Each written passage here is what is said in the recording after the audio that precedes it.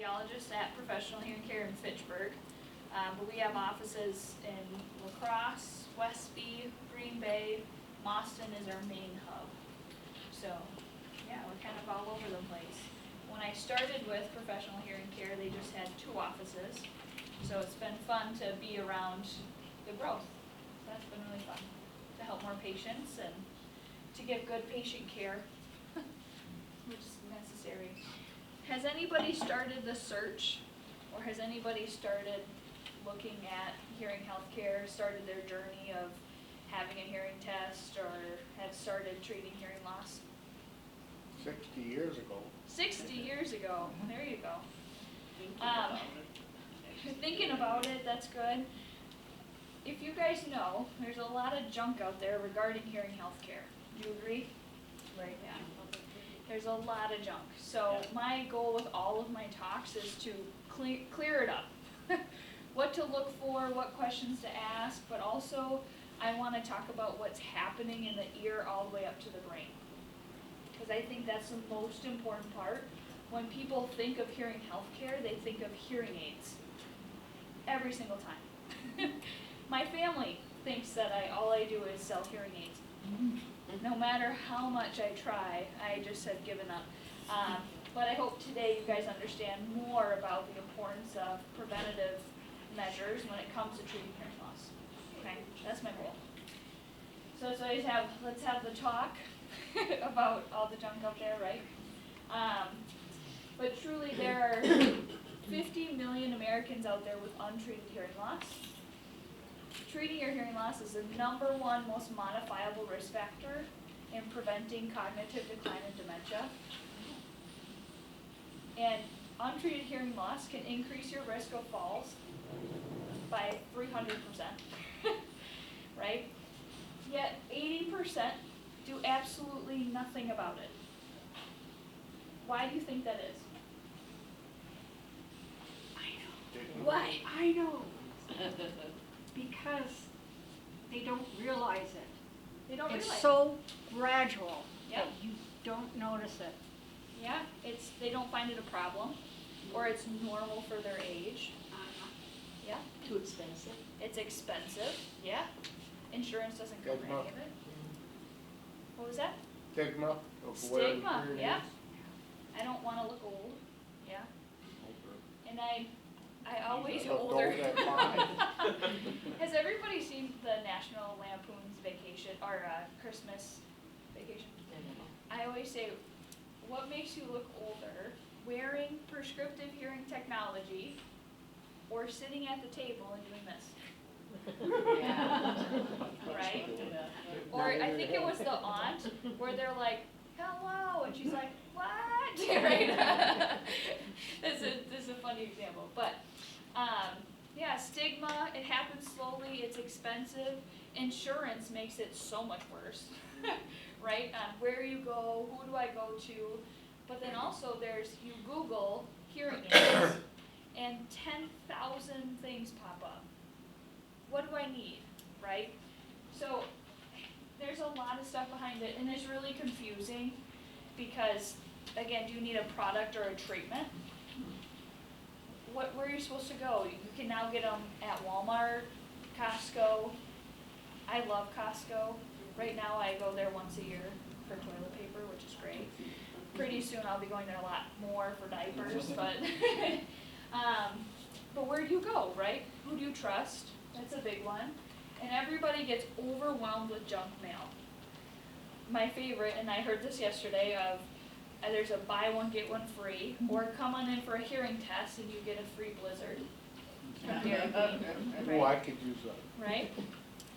But my question to you guys, when you go in for your primary care visit, do they ever offer, I'll look in your ears and do a colonoscopy, or a buy one, get one, so I'll trim up one of your feet, but I won't do the other? They don't do any of that because it's a medical facility. They're not selling any products or services. They're there to help you, right? So always remember that. And I think of that with Costco as well. Would you go to Costco for a colonoscopy? No, right? And you're gonna learn why it's really important. But a lot, again, when you talked about who do you trust, a lot of the consumer reports or the best new aid coming out, a lot of people pay to be on those lists, right? So, it's really unfortunate. But the other thing is, it is expensive. It costs money, but I think when we whittle it down, we have to ask the question of, is it going to be worth it? I think every single time that's what it really comes down to. Because, I mean, we pay money for a lot of different things, and unfortunately, what our government did to help make hearing health care cheaper was by making them over the counter, where you become the audiologist. Or they have Medicare Advantage plans that I sometimes call disadvantage plans, because you have to go to a preferred provider, you get lower level technology that doesn't help you with background noise, doesn't help you with tinnitus, and you get 3 follow-up visits within a year. That's not helpful. And you're gonna learn more why, okay? So I get it, it's confusing. The main reason why I show up to work every single day and take time out of my day to come to this is because audiology right now is messy. 90% of audiologists or hearing healthcare providers do not follow best practices. 90%. Yeah, oof, is right. But the main reason is because of my grandfather. He was a carpenter for many, many years. He had all daughters and all granddaughters, so he had a few bush lights in his day. But we played a lot of cards, and because he was a carpenter, he lost his hearing much faster because of noise, and communicating got really hard for him. So card nights went from a family card night down to one-on-one, and then I started to think, boy, is he cheating or letting me win? But it turns out he started to decline cognitively. So it got more and more difficult for him to play cards, but communication was almost impossible if it wasn't one-on-one. So I always think if I was able to intervene sooner for patients, because on average they wait 7 to 10 years to step foot in an office, then maybe if we start at year 3 versus year 10, we could help slow things down and actually improve cognitive health, right? That's my goal. Every time I show up to work, that's my goal is my patients. Okay? My question, what do you think the -- cause of hearing loss is? What's that? Nagging wife. Noise, nagging wife. Noise is number 2. I think nagging wife is really down there, but Oh, I know. noise is number 2. Yep. Would genetics have something to do with it? Genetics, that's a wonderful one to bring up, because genetically our ears are not made to last. So the average lifespan doubled about 50 years ago, right? So our ears are not used to it, but we're also learning more. We're also learning more about what's happening as we age. Science is slow. We're now observing more. But also, we weren't built to be around noise 24/7. Well, not 24, we're not built around noise 24/7. But after the industrial revolution, hearing loss became more and more common because we're just around more noise more often, right? But genetically, our hair cells, which we're about to learn about, they're not made to last forever, okay? So genetically, it's not built to last. But no, aging, that's why aging is actually the number 1. Aging is the number 1. So let's look at that. So on the screen, we have our hearing organ on one side, and on the other side, we have a big, beautiful, healthy brain. And in between, we have all these arrows. Those are the neural connection from the ear to the brain. Okay? As we have hearing loss, I know we have background noise right now, it's making it much worse. As we develop hearing loss, we see a change. I'm going to go back. The normal ear to brain connection when we have a hearing loss. What's different? How many? They're both blurry. So so we have less neural connections. So we have less arrows. And they're not as bright as the other arrows. They're not as bright, not as vibrant. So let me bring up my next picture. Here's why. And also you can see that so we have less and the quality is poor. So hearing loss is technically defined as a progressive degenerative disorder, meaning it will get worse over time, especially if we leave it untreated. Okay? So where that breakdown occurs when it comes to aging or noise exposure or or medications, so chemotherapy, any sort of pain medicine, strong antibiotics, there's a whole list of medications that can cause auditory damage. But it all starts in the hearing organ, the cochlea. Within the hearing organ, we have hair cells. The hair cells move and will send with every sound, and it sends a signal to the brain. There are sensors. So that's in here. When we're younger, our hair cells are structured, beautifully straight. Sound comes in, they move, sends a signal up to the brain knows exactly what to do with it, right? Now, as our hearing progresses, they go from here to here. They're not as structured, so they're not working as efficiently anymore. And the sound going from the ear to the brain goes from this, again, that nice big beautiful line, to now it's all messy. We've hit some potholes, ran into some detours. When the brain receives this signal, now all of a sudden the brain's going, wait a second, what did they say? Right? And the other thing is with hearing loss, as it starts to happen, the first symptom, or second, that patients start to have is ringing in the ears. Now the reason why that's happening is because we're losing sound from our hearing organ, right? So who here had a manager when they're working or still working? Yeah? I have a manager. So what happens if when you are not hitting your numbers or you're underproducing, the boss has an expectation of what we have to do every single day, right?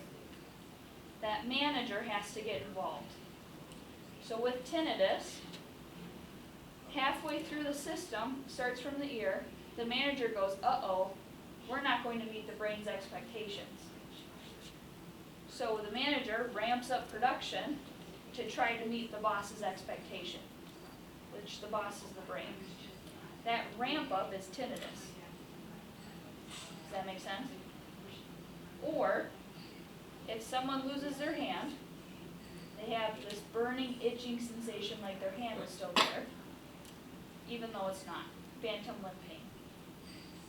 Because the brain creates that sensation of the ringing in the ears now, ringing, buzzing, or swishing, because it's missing the sound that it once used to receive. Right? Is it clear as mud now? Does that make sense with tinnitus? The ringing? We'll tell you how we make it better.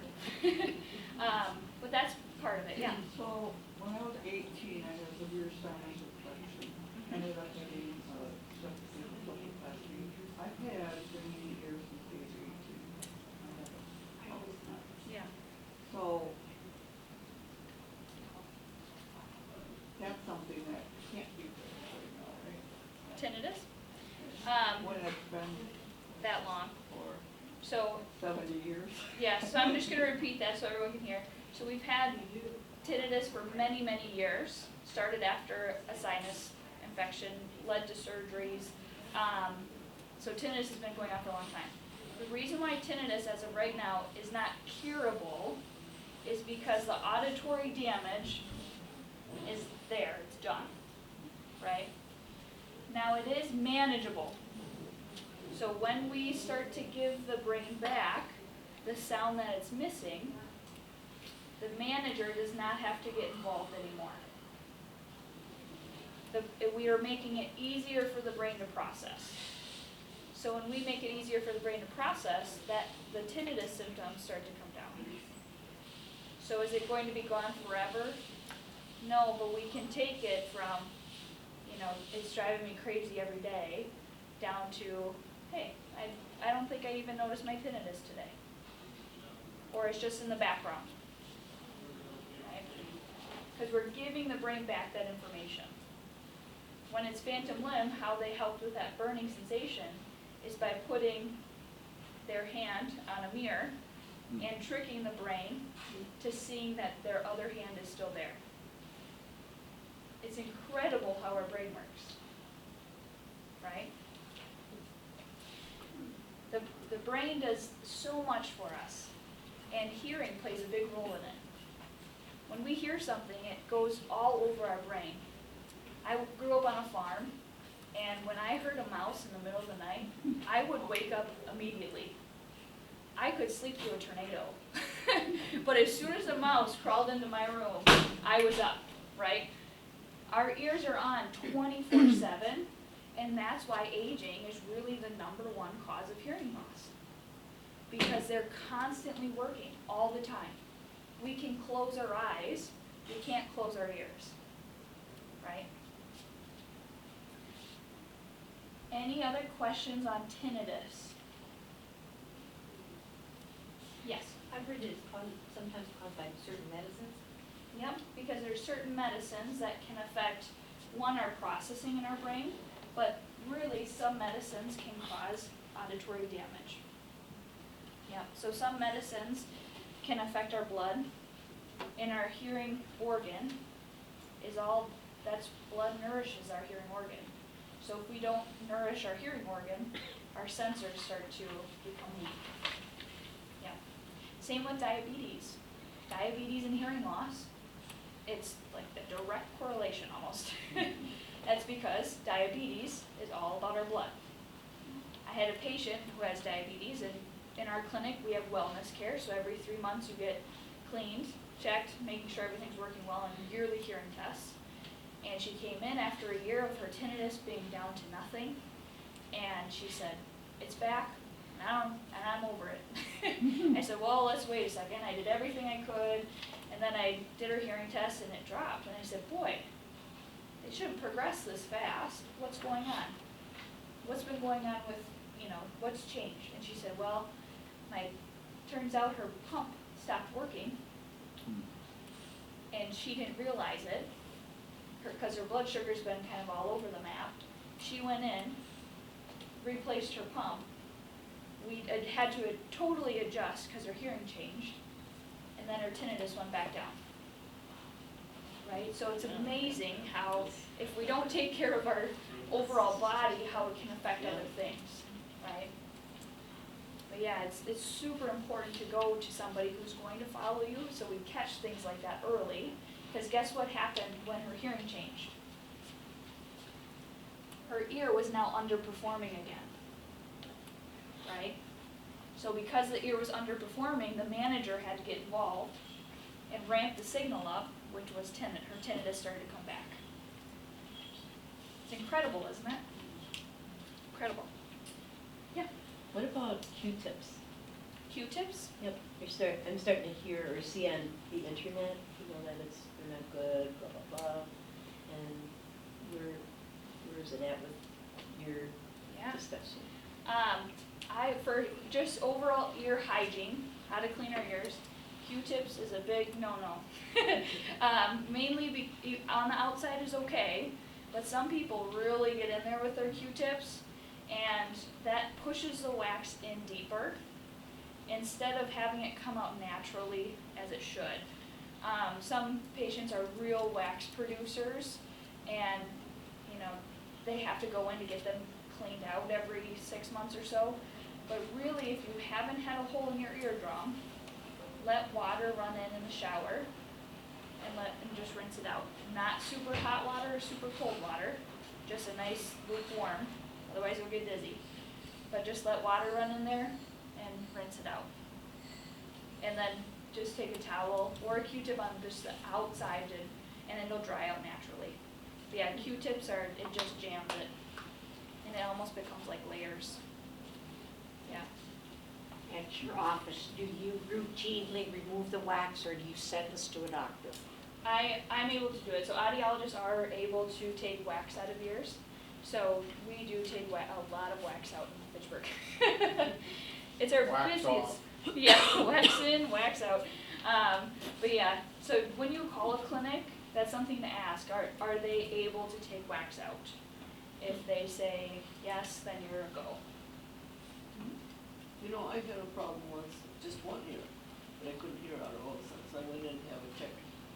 She had to take the wax out, and she said, sometimes when you get your hair cut, if a little hair happens to get into your ear, she says that will stop the wax from Coming out?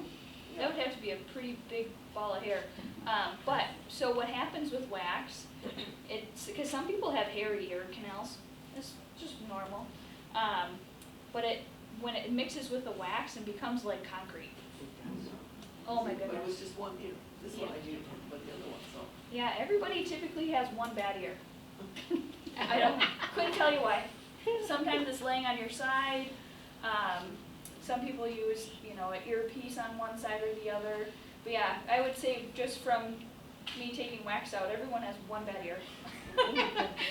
Yeah. How do you get the wax out? I just go in and almost like a shovel and scoop it out, or using a tweezers to take it out. It really depends on the wax. Or if I have to, then I'll use water irrigation. Do you I- do it on your own, as far as, other than the shower and stuff? Is there other? DeBrox drops. Also, DeBrox? DeBrox, yeah. So putting 5 drops of DeBrox and let it sit for 5 minutes and let it out. Yep. Okay. Would you repeat what you said? There's noise behind us. Yes. It's about rocks. DeBrox. It's just at DEBROX. DeBrox. Rocks. I use it. Yeah, you should be careful now, so that feels. Yeah, DeBrox is really nice. 5 drops for 5 minutes, let it sit. And then do the other side, and then go in the shower and let it rinse out. Yep. Okay, thank you. DeBrox is good. Where do you buy it? Walmart, Walgreens, CVS, yep, Over the counter. over the counter, yep. And if you do go get your wax removed, use that a couple days before you go in. Helps me a lot. It just loosens it up really well. Yeah, good questions. Okay, any questions on tinnitus or ear hygiene? Which I will be on Channel 3 pretty soon talking about it. So now why a lot of you are here is hearing clarity and preventing decline. Okay? I kind of skipped over a few things, so I'm just gonna. So this is that second symptom that we're talking about. So a lot of people, I can hear just fine, but I can't understand. They're mumbling. It's just, I'm missing a few words, right? That's very normal for the beginning stages of hearing loss. And eventually it'll become to a volume issue, but it's 90% of the time it's a clarity issue, not a volume issue, right? So it makes it harder for the brain to process speech, because the clarity that goes, it's the beginning and endings of words. And when you throw noise at it, it just makes it harder. I call that the stress test for the ear to brain connection when we're in background noise. because it takes more work on the brain to actually process it. The ear detects sound, the brain processes the sound. So we listen with our brain, we hear with our ears. If you leave here with just that, I will be happy. We listen with our brain, we hear with our ears. Listening and hearing are two completely different things. Saying I hear you versus I understand, right? Completely different.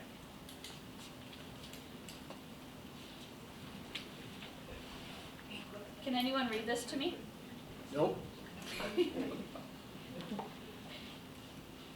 You notice in this passage I took out a lot of the consonant sounds. Consonants make sense of words. Hat, bat, cat all have the same vowel. The meanings of the words change with the consonant sound. Consonants are all in the higher pitches, which is where a lot of hearing loss starts. So when we're missing clarity, it's typically in the higher frequencies, okay? It says, "Dear Karen, how's everything? Will you meet me tomorrow at McDonald's? Love, Howard." The third symptom my patients can start to experience is memory issues. Okay? Let's talk about it. So there are 3 reasons as to why hearing and cognitive decline and dementia go hand in hand. 3 theories. But I want to just talk about, there's been a lot of evidence. John Hopkins came out with this in 2012, I think, that showed untreated hearing loss can increase your risk of cognitive decline and dementia by as much as 200 to 500%. Holy smokes, right? You notice down here we have mild, moderate, severe. What's even more concerning for me is the majority of my patients, when they finally come and see me, they're in the moderate category. Because in mild, I hear, well, it's just in background noise. If people look at me, I'm fine. That's a 200%. That's concerning, right? The earlier you catch something, the easier it is to treat it long term, right? So that's why I do these. That's why I do these. Okay, so let's talk about the 3 reasons as to why hearing and cognitive decline and dementia go together. First one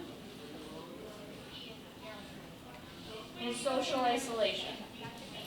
So because the brain is getting this messy signal, the hearing part of the brain is going, I can't really do my job, and it starts to ask for help. The boss, which is the front part of our brain, starts to get upset because the hearing part of the brain is not doing its job. So my grandpa used to go sit on the deck versus sit and have a conversation with us because his boss said, we need to lower the stress levels here. And you know what else I'm going to do is I'm going to make you frustrated. That's what the boss does. So I have patients who will get fired up a lot faster if they're not able to hear or understand. And the other thing is you can watch somebody disengage in a conversation if they're not able to really work through it. It's a behavioral response that the brain is making because it's not hearing clearly. It causes extra stress in the brain. So when you are out and you see somebody at the edge of the bar, they have a hearing loss. Or really terrible friends. Has anybody witnessed their family member or themselves doing that? Yeah. Right? It's incredible to see it happen. And my mother-in-law has Usher syndrome, so she's losing her vision and her hearing at the same time. That's what I have. That's what you have as well? Yeah, it's horrible. I mean, you just draw a terrible straw, right? What I noticed when I first met his family, which number one, my significant other didn't tell me, even though he knew what I was going to school for at the time. But I noticed that they would just raise their voice at her, and she would get scared and not do anything. Or they would talk and not communicate with her effectively, so she would sit off to the side. So what I noticed, so of course, me being the audiologist that I am, I walked in and said, this isn't gonna happen. I said, watch this. I tapped her on the shoulder, and I said, hey, we're gonna make breakfast. We're gonna have omelets. Would you like to help us make omelets? Otherwise, we'll put meat and cheese in yours. Are you good with that? And she said, yeah, that would be great. And she sat down, and she would look at me whenever it was time to have a conversation, and I would look at her and tell her what she needed, and she was involved, and she smiled the whole time. And I looked at my significant other, and I said, you see this? Your fault. Your mom is no longer crabby. That's why I have a pretty good mother-in-law, because I'm able to communicate with her, right? Now, she has a very severe case. For my patients with the mild to moderate, if we start to help you hear easier, your boss will no longer shut you down or disengage you. The best part of the appointment when I turn these on and help you hear easier is I watch you engage more, and all of a sudden you have a smile. I'm like, wow, you should have turned around. I still need to talk to someone. But the other thing that happens is not only does the boss get involved, but our eyes get involved as well. Our visual part of the brain will start to lend a hand. And it says, well, I don't know how to decode speech, but let me read their face. Are they happy, sad? Did they say bat versus cat? That all looks different. So you'll see people go from this to all of a sudden sit back, their forehead relaxes, and now they don't have to do as much work, right? It's amazing. When I hear people say, well, I hear just fine if they're looking at me. Red flag, right? Eyes are doing more of the listening than the ears. The other thing that can happen, sorry, I lost my train of thought here. Let me take a drink of water. Being pregnant and doing this is a cognitive overload, I tell you. So the eyes start to lend a hand. Again, doing more of visuals. This is where I was getting at. COVID, when everybody had to wear masks, they said, boy, did you guys slow down? I was like, we are looking so far out because all of a sudden, people couldn't hear. They lost the visuals. They lost the visuals, right? The other thing that can happen is our memory center of the brain can get involved and say, well, they're talking about the Brewers. I know they're playing the Cubs right now, and they've had the best record, right? So maybe they won, and they're talking about the game. That was last night. I don't know if they actually played, but I think they won actually last night against the Cubs. Big time. Big time, yeah. But again, the memory portion of the brain starts to help fill in the gaps. Now, when all of this is going on, that's adding a lot of stress to the brain. But the other thing that's happening is the hearing part of the brain is going. If we don't use this ear-to-brain connection, we lose it. So that's why atrophy or shrinkage is the third reason as to why hearing and cognitive decline go hand in hand.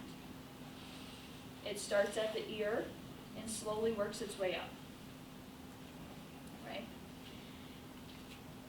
Do those three things make sense as to why we have that connection? So now, when I say we're going to treat your hearing loss, let's talk about what we're going to do, what the medical treatment looks like. Here's a study, by the way, about the shrinkage. We can have 40% shrinkage of the brain with an untreated hearing loss. These are age-matched brains, normal versus a mild. Incredible. Just a quick blurb on dementia. It's an umbrella term. And under the word dementia, that's where you have more specific. Alzheimer's, Lewy body vascular. Okay, there's like a lot of different ones. Beautiful thing is, almost 50% of dementia cases are now considered preventable. 50%. Which we have to look at lifestyle changes, right? Number one is treating hearing loss and tinnitus. We go down to nutrition, right, keeping our bodies healthy, staying social. It's incredible. Now, I don't want you guys to all leave here and think, holy smokes, I have had a hearing loss, I have dementia now. I don't want you to think that, right? It just increases the risk. Yeah. And your situation is different than something that happens slowly over time, right? Who here has ever lost their keys, their car keys? Yeah. Whatever car. I was at Westby, where there's a big Amish community, and they're like, nope, I've never lost my keys. I was like, all right, I'll give you that one. But the good news is that's not dementia. What is dementia is getting handed keys and having to take a few moments to know what to do with them, right? Who here has ever gone into a store and come out and have gone, where did I park my car? All the time. Has anybody been to a Hy-Vee recently? That one gets me every time. Good news is that's not dementia. What is dementia is getting into a car and driving to your home that you grew up in, right? Because the long-term memories stay the longest. And who here has ever gone into the fridge and have gone, what am I doing here?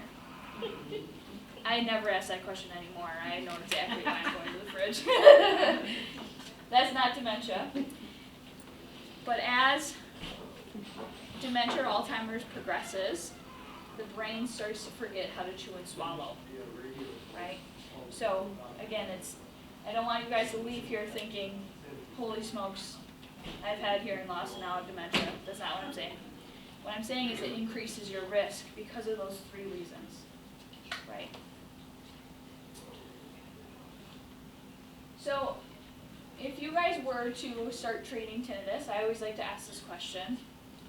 What would you want when it comes to treating hearing loss and tinnitus? What would you want to see in your provider or the place you were going? Good service, prices. Good service, prices. I like simple. It should not be complicated. You shouldn't have to have an app. You shouldn't have to have 10,000 programs on your devices. You should be putting them on your ears and letting them go, right?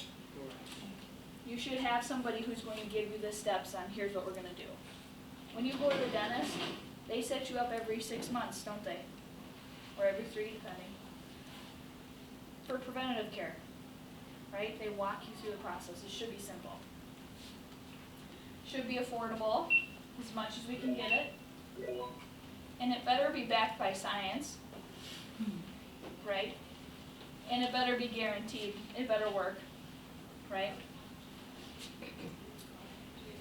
And now, when it comes to treating it, remember that nasty line we had? Which is that here? We want to take it from this to a nice, strong line. If you notice, it's not straight. Stock parts are the best parts, but we have to get it as close as we can. Okay? And when we do that, we make it easier for the brain to listen, to process sound. We give the brain back what it needs so our tinnitus comes down. You notice my arrows have now changed.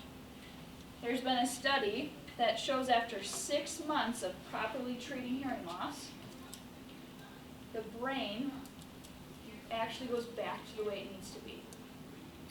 So untreated hearing loss, the brain starts to reorganize itself to when you present an auditory stimulus, the visual part of the brain and the boss light up.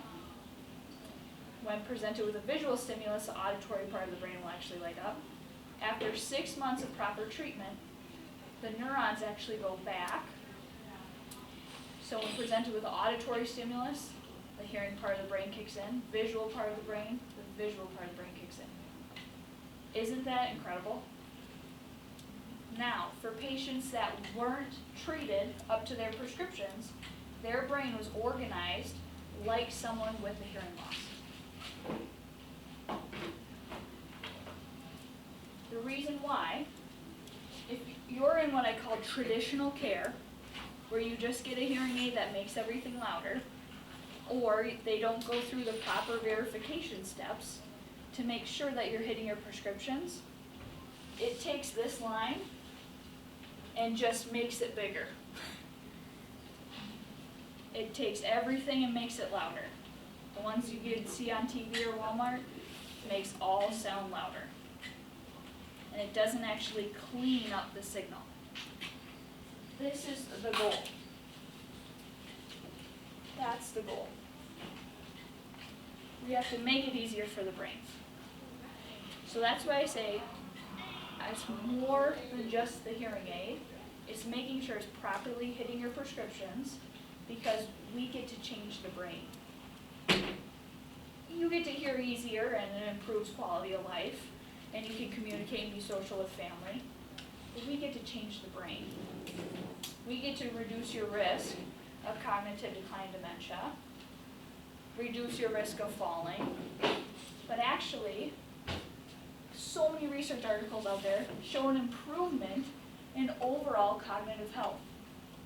Memory, processing speed. The third one, there's another one too. My pregnancy brain is just terrible. I know, isn't that bad? There's 3 of them. Ironic. Selective attention. Terrible. This baby's sucking the life out of me now. Oh, isn't that good? But truly, study after study shows when patients are properly treated, their brain health actually improves. Because we're making it easier for the brain to do its job. When you get a new fridge, after having a fridge for 20 years, all of a sudden your energy bill goes down $10. Your fridge wasn't running very efficiently, and it was using more power, more juice. Same thing is happening when we have a hearing loss. Your brain is using more juice. When you start treating it, now all of a sudden it's running more efficiently and doing its job. Does that make sense? Okay, what questions do you have for me? That's kind of like what I like to end on. Yeah? Maybe ahead of what you're doing, but what should we be asking our audiologist? I am seeing a new one tomorrow, and I realize through your talk, I've been doing this for years. I go twice a year. They clean them. Sometimes they clean my ears. Sometimes they adjust it, and that's it. I would like to be a little more proactive about this, but I'm not sure what you guys are all capable or able to do. Yeah. What question? So I'll just repeat. So what should we be asking? Big one. First of all, when they start to give you the range, you could get the basic level or the mid or this. Yes, there is a cost difference. But I want to tell you, as you go down in those technology levels, you are losing processing of the device. So the tools in your toolbox to make it easier for the brain to hear when there's background noise or soft talkers goes out the window. as you go down in technology level. Okay, our office does not do anything lower than premium because we're focused on brain health. Okay, so that's my one step on technology. The second piece is, do they run verification measures, including real ear measurements and aided testing in the booth? So do they put your hearing aids on and play soft speech and hearing and background noise to make sure that you're hitting your goals? If they don't do that, it's all guesswork. So they don't actually verify that you're hitting your prescriptive targets. So they should be doing that like every 6 months, at least what you just said, like with my hearing aids in, and just kind of quick check, not a whole hearing aid test, but just a quick. A quick check. So Check. in the beginning, when we start treatment, we run the real ear measurements Yeah. and aided. Yeah. Then we go on wellness care. Yeah. Every year, I do a diagnostic hearing evaluation, and I do aided testing with your devices to say, yes, we're hitting our goals. Okay. Okay? I don't do real ear every year because your ear doesn't really change that much. Yeah, I understand that. It's just that every 6 months, so this is a new person, I'm going, well, this is a chance to start over and go forward with more information than I have. Yeah. And the other thing is, every 3 to 4 years, I recommend new treatment for my patients. Meaning what? Yeah. New hearing aids. Oh, Yeah. And for sure every 4 years I'll talk about it, because technology changes a lot in 4 years. Technology changes a lot, and science also shows us that our hearing changes every 4 years, on average. So our hearing needs may change. But no medical treatment lasts forever, and if there's something 4 years later that's going to help you even more in noisy situations or clarity, do it if you can. I don't force my patients to do that, but I will always have that conversation. Always. Okay? Does that It's help? like with computers, you know, you got one, and then Yep. 6 months later, it's outdated. Yeah, yeah. Now, I always say you have to, who here has an iPhone, right? iPhones from last year to this year, not a whole lot of change. iPhones from 4 years ago versus now, big change. Same thing with hearing technology. From last year to this year, not a lot of change, but from 4 years ago, holy smokes. World of a difference. Yeah, Have you heard of hearing.com? yes. They say that they're like, leads, whatever. Uh-huh. Can you share a little information about Yeah, here.com. here? Here.com is an online service. There are some shops, I just found out. They are on the traditional approach. They're going to sell you hearing aids.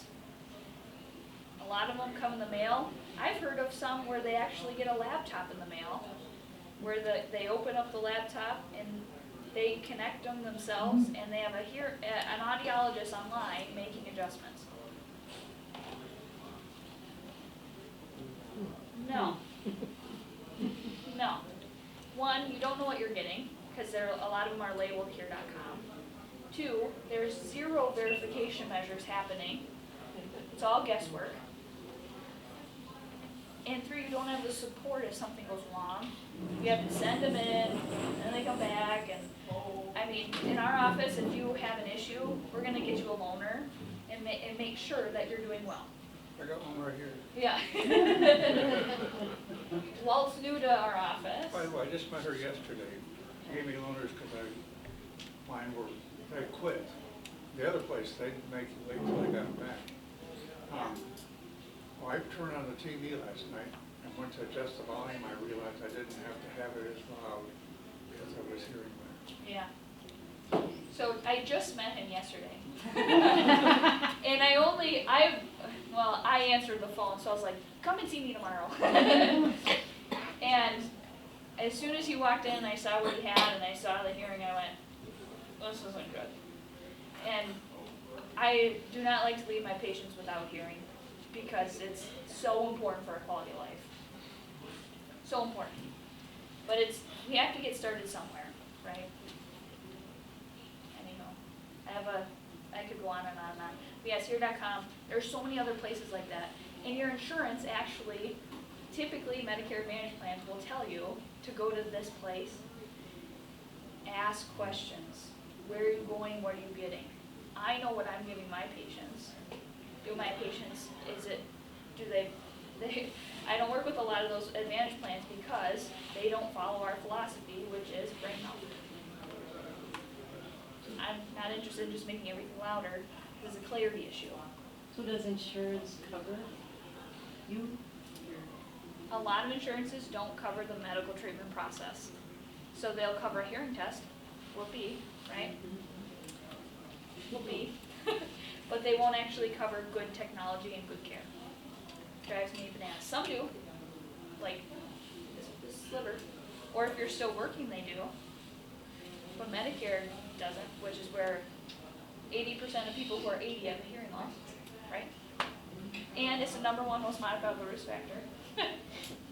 We've been trying for years, you guys, I tell you. Yeah. So how do you know if you need to come in? Well, if you've never had a hearing test and you're over the age of 50, they say ears and rears are about the same year. But the other thing is if You're not going to get mixed up on that. I will not. You're I will doomed. definitely will not. But if family members are getting on your case, that's typically what prompts it. The other thing is if you feel like you're having to work a little harder or you're having some issues in background noise, now's the time. Or if you have ringing in the ears. Any of those should trigger, I should make an appointment. And in my office, because it takes 7 to 10 years for you to step in my office, I start treatment on day 1. On day 1, you will leave hearing easier. Because I don't want you to wait another 2 weeks, a month. That's how it goes. You waited all this time, we're going to start. So what are you looking at as far as like costs Yeah, so to get help if you were needed? yeah, so in our office, when it looks at cost, you get I'm looking at the whole treatment plan. So the devices and 4 years of care and service and supplies. So there's no nickel and diming, it's you come in and we take care of you for 4 years and service you. So we have a monthly program to help make it more affordable, and at most, it's $219 a month. Say that For again. like 4 years? For 4 years, yep. So at most, $290? $219 a month. Okay, see, that didn't come through. Yeah, that clarity piece, right? Clarity. Clarity. We do have other options as well, but that's kind of like my easiest way to say it. But that's at most, that's like the most it would be. But yeah, everything is completely covered under that. If you lose a hearing aid, You do have an insurance, 1 per side, and there's just a loss and damage deductible to replace it. In our office, it's $400 to replace it. or Yeah. Where are you located again? In Fitchburg, off of Seminole and McKee. Name of the place? yeah. Professional hearing care. And I do have cards. Okay. Yes. Good question. Ace of Diamond? Ace Not of that Clubs. kind? Ace of Clubs? Okay. Good. What other questions? How are we doing on time? Did we do well? We did do well. Good. We're cruising. Yeah. It's not really a question, but I keep thinking about, a long time ago, my Uncle Charles and a bunch of other people were having lunch together. And somebody asked him something, he said, "What?" And his wife said, "Charles, turn on your hearing aid." And he said, "It is on, I'm just used to saying what." Yeah. 100%. I call that the effect. So a lot of times it's a habit. So I'll get patients to start treating their hearing loss, and their wife will come back and say, he's still saying what all the time, and I'll look at the husband and say, hey, what did you have for breakfast? And he's like, huh? And then he'll go, and then 2 seconds later he'll say eggs, bacon, and toast. And I'll look at the wife and say, it's a habit, it'll get better. But also the brain is strengthening too in that beginning stages. So the brain is still taking 1 to 2 seconds to really process that sound. Right? Yeah. No, go ahead. Oh, me? Yeah. Yeah, I can remember when I was in 6th grade, I got pulled out of class and taught to lip read and enunciate words and stuff like that because of my hearing loss. For the progression of it. Yeah. Yeah. But now my vision has gone so bad that I can't lip read anymore. so I it's know. a little more difficult. Yeah. My mother-in-law finally had to go to a cochlear implant and it changed her. No? She's totally turned around. Yeah, it's amazing. She hates the sound quality of it, but it has helped quite a bit. What did you say, what? A cochlear implant. Oh. Yeah. You had a question? Yep. What brand of hearing aids do you carry? I work with the top main 6, so I really prescribe what is necessary for your symptoms and for your configuration of your hearing loss. And what are those 6? So the top main 6 are, I'm going to start with the ones I don't use on a regular basis. So Resound, Oticon, but we also work with Phonak, Starkey, Widex, and Signia. Is Signia your top one? No, and I put that one last because I forgot what it was. But my main 2 are Starkey and Widex.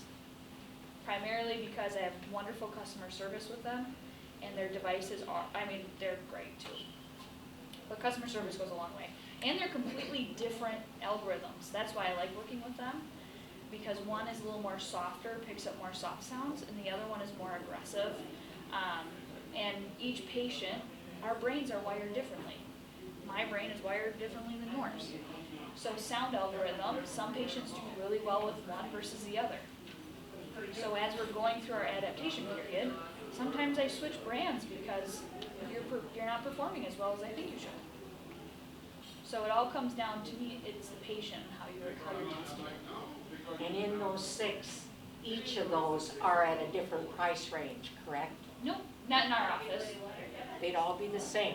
Even that lowest one would cost as much as the, Correct, yep. Because they're all premium hearing aids. okay? In our office, you're not paying for a hearing aid. You're paying for the whole treatment plan. So your care and services are a bulk of the cost that goes into it as well. But yet you feel that one is lesser quality than you one you have up here. Not necessarily. It's just I don't have a good relationship with them, and I've found more Is it with success the out of company or the hearing aid? the company. And the hearing aid too, because I don't work as much with them.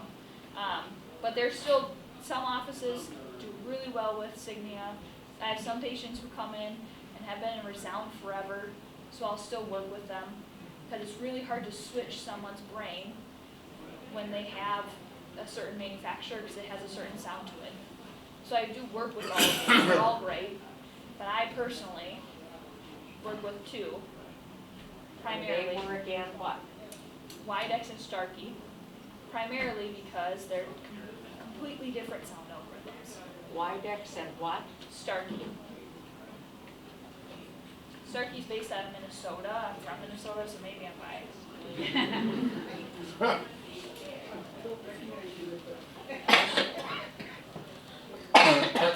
What other question?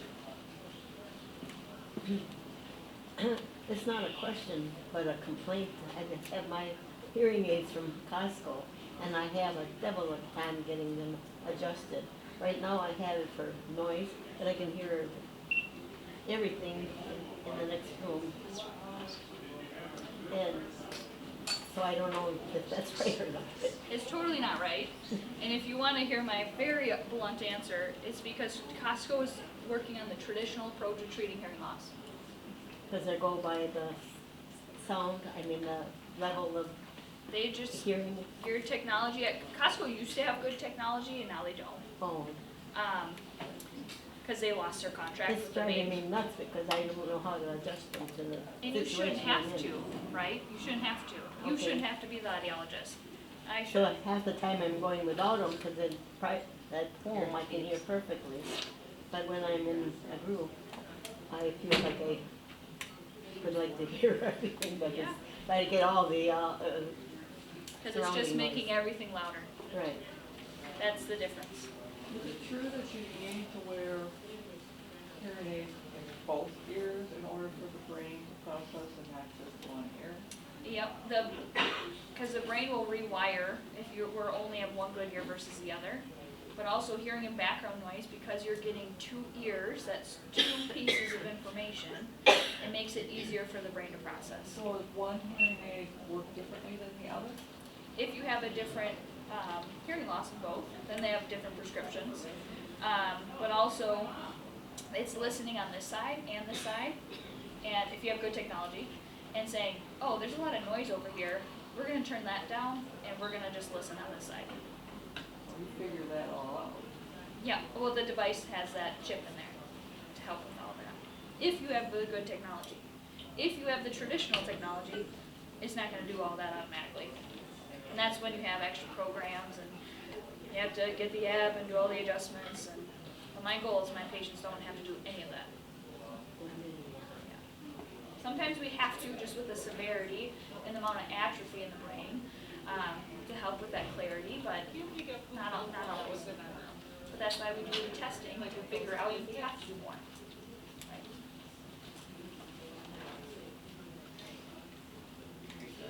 All right, and no one fell asleep. It was close at some point. Good presentation. Yes. Speaking about one hearing aid, when I was growing up, at 5, I got butt reflux in my left ear. Yep. And the reason why I didn't get two is it was too expensive. My family, my dad couldn't afford it. So, I went a lot of years, and in 91 I got two.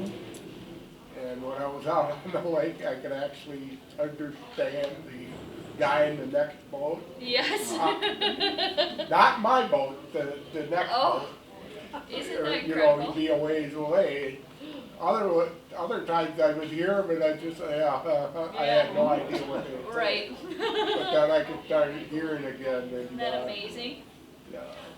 that really, that and I found out my watch chimed on the hour. Oh, I heard yes. the morning doves get off the ground, you know, whistle. Yep. The winged whistle. All And of the those. clock on the wall, of course, hearing gone down from there Right, right. because they degrade. Yeah. It's amazing how much everyone says, when I hear patients say, well, I don't wear them at home because I'm home by myself. And I go, oh my goodness, fall risks go up dramatically with an untreated hearing loss. It's good for us to hear the clock tick. It's good for us to hear our feet on the floor. It's good for us to hear all of these surrounding sounds. A mouse coming into the house, right? All of that is good for our brains to hear, but hearing our feet on the floor and echoes between walls, that's what helps our balance. That's what helps our fall risk. So that's why I say all day long. If I see, and I check on my patients, so if I only see 3 hours a day, I go, what's going on? I don't let them get away with it. Because again, I'm focused on here. Yeah. I have a totally blind sister and a sister as well with the hearing loss pretty much in the left ear gone. Now she put a bird feeder in her yard so she could go out and sit. She can't see the birds, She can hear. but she can hear them. And it just enlightens and makes her day. Helen Keller said that, what is it, your vision connects you to things, but hearing connects you to people. Right? Something like that, not exactly, right? You know how they punished Helen Keller when she was young? How? They rearranged the furniture. Oh, terrible. Terrible. What was her response to you? What did you say? Oh, how they punished Helen Keller No. was they rearranged the furniture in the house. Yeah. That. Okay, so, just because I'm gonna have to have lunch soon or I'm gonna pass out, we have appointments cards. I obviously will be out on maternity leave soon. However, they have somebody coming in 3 days a week to take over my schedule while I'm gone. Her name's Adeline. I trained her. She's also from Minnesota and short and wears glasses. You probably will think it's me. She's a true replica. I hired her, so it's kind of funny. And I trained her, so I know she's good, okay? So if you'd like an appointment, we're doing free consults for you guys for being here today and educating, which is great. So yeah, find Mandy for that, okay? Or if you just have follow-up questions, Mandy can answer actually a lot of those over the phone, but we'll be sending books in the mail if you'd like a book, okay? You need anything from me? Good presentation. Good, Louise. Yeah. Thank you very much.